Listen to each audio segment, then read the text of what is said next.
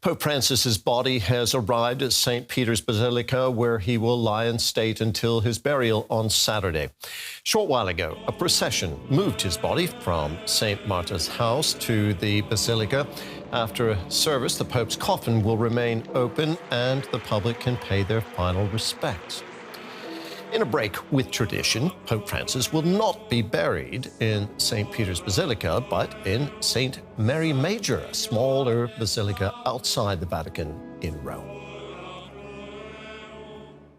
Our correspondent Christine Mhundwa is in Rome reporting for us. Christine, Pope Francis's remains have now been moved to St. Peter's Basilica. Describe for us the scene there in the Vatican. That's right, Terry. So now that the coffin is inside the Basilica, the process known as the translation or the transference has concluded. We now know that a few ordinances are taking place.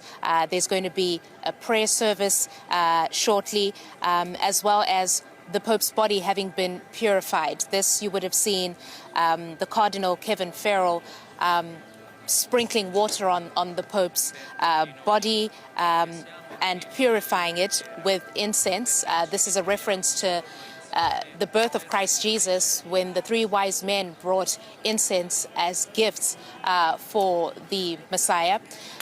So that process happens. There's going to be the liturgy, which will be, of course, rendered by the Cardinal. And then when that service has concluded, the Basilica will be open to the public, where members of the public who are queued outside in the square will be able to come in and view the body of the Pope. They're going to file past the body. It is going to be a fleeting moment. No one is allowed to remain still. You have to continue in motion as you make your way past that coffin where Pope Francis, is lying in state and will continue to do so until his funeral. So that will be open to the public from 11 a.m. local time here in Rome, right up until midnight. Again tomorrow, starting at 7 o'clock in the morning, right up until midnight. And then on Friday, from 7 o'clock in the morning to about 5 p.m., where the preparations for the funeral will then kick off in terms of that service taking place Saturday at 10 a.m. So it is quite a special moment, a remarkable moment. This is now the opportunity for the public to view Pope Francis when that service concludes. There are people in their thousands who are queuing outside, standing in line, who want that moment to pay their final respects to Pope Francis. As you say, huge crowds have formed there at the Vatican. Thousands of people are expected to come through the Vatican today, paying their respects to Pope Francis. How has the Vatican been preparing for this, Christine? Terry, I can tell you that it's required a huge logistical effort just in terms of crowd management. This is generally a busy time. We've just come out of that Easter holiday, where, of course, Sunday being the last time the Pope was seen publicly alive, when he was in the Pope Mobile, waving to crowds who were cheering. This is, of course, the Catholic faithful, people who would have come to attend that Mass on Easter Sunday.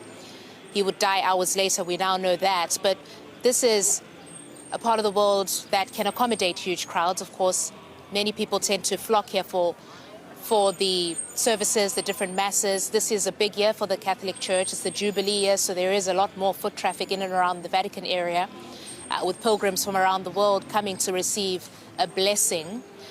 But there has been a significant, of course, logistical operation now kicking in to accommodate unprecedented numbers, at least in the last few years. We know that there were about 60 or so thousand people for the last Pope's funeral, Pope Benedict.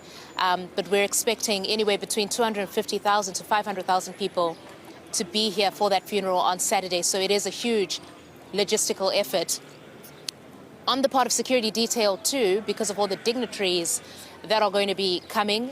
We have had confirmations from the President of the United States, him and the First Lady. We've had confirmations from the President of France, Argentina, the royals from the United Kingdom, other royals from Europe and around the world as well will be here. So a big number of dignitaries will be in attendance for that service on Saturday at 10 a.m.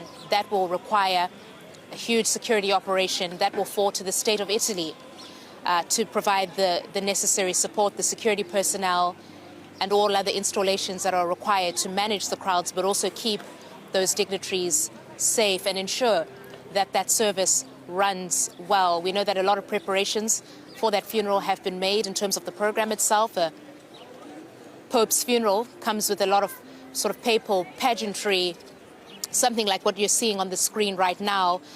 There will be quite a lot of that, but the Pope, as we know it now, wanted something more simple. So we will see a break from tradition on Saturday when that funeral is happening. Something more simple, like the coffin that he's lying in now, is what we will see. So this is the mood here in Rome. Crowds gathering, joining that queue to see the Pope lying in state for the next 3 days. Christine, thank you very much. That was our correspondent, Christine Mhundwa, in Rome. And I'll just remind our viewers that we are looking at live pictures from the Vatican, from St. Peter's Basilica, where the coffin of Pope Francis has been moved just a short while ago. Well, joining me now here in the studio in Berlin is Bernd Riegert. He's been covering religious affairs in Rome himself.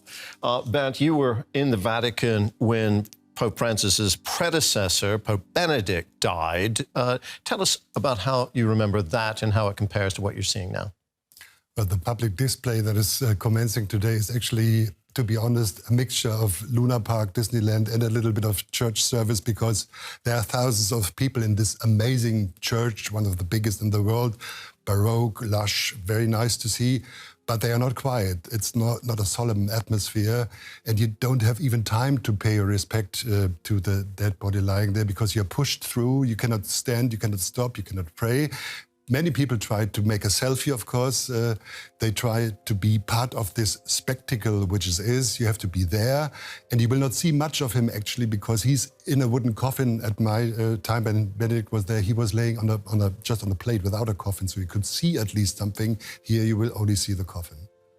Now, Pope Francis and Pope Benedict, we're talking about two very different popes. Talk to us a bit about Pope Francis's legacy. What mark did he make on the Catholic Church? Well, in his 12 years of papacy, he tried to design the church to be more modest, to be a church of the poor, to go to the edges of society, and also to go to the edge of the world, to care about refugees, to care about people who don't have money, and to reach out also to normal Catholics, so to say, to have another culture of dialogue within the Catholic Church. He initiated a lot of reforms when it comes to the marriage of priests or gay rights and things like that. But he never went through with his reforms. He did not change canon law, actually. And so the teachings, the official teaching of the Church, his critics say, are still the same. So in his heart, he was also a little bit of a traditionalist, but he tries to reform the Church a little bit. Now, a new pope must be chosen. Cardinals will be gathering to do that in a so-called papal conclave. Tell us more about that voting process. Yeah, this voting process has a very long tradition. So eligible to become the next pope is one of the 135 cardinals that will be in this conclave. He has to get a 2/3 majority, and there's already a fierce infight going on in the Catholic Church, an election campaign which we do not see, but behind these walls, people are already fighting with each other. There are two blocks, the traditionalists, the conservatives, that want to maintain the church as it is, and also on the other side, reformists, people that want to change the church a little bit, to open it up. And many say Francis was one of them.